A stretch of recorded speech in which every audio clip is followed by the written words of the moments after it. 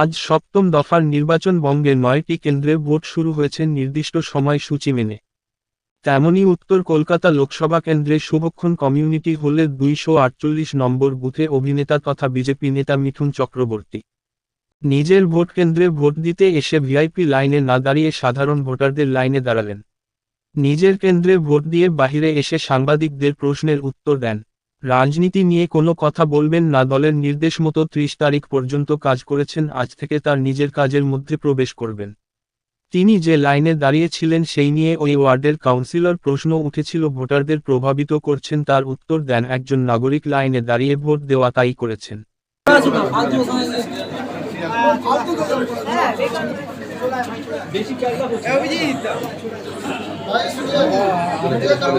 আপনি তো লাইন দাঁড়িয়ে আছেন।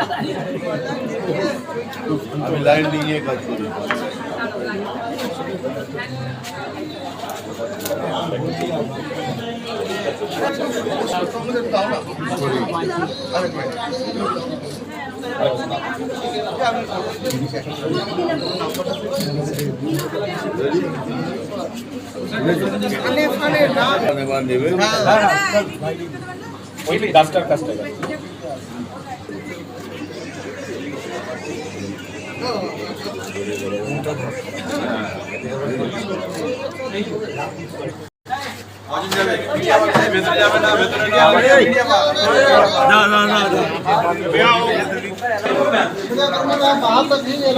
अरे कहाँ भैया, हम 6 दफा कर चुके हैं ना, हम भी 7 दफा कभी आ रहे हैं।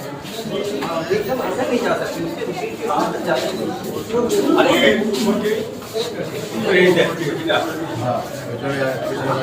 नहीं जुड़ सकते।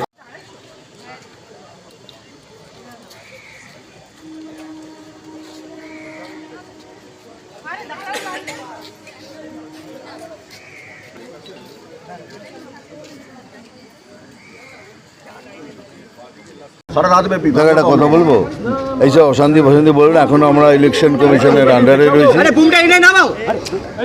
এখনো আমরা ইলেকশন কমিশনের কোডের ভেতরে রয়েছি।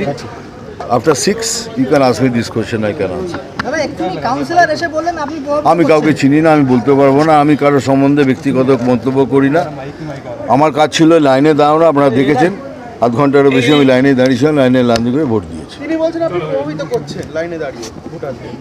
আমি লাইনে দাঁড়িয়ে মানে ভোটারদের ভোট দিতে বলছিলেন ওরকম, তাহলে আমি কি করে ভোট করব?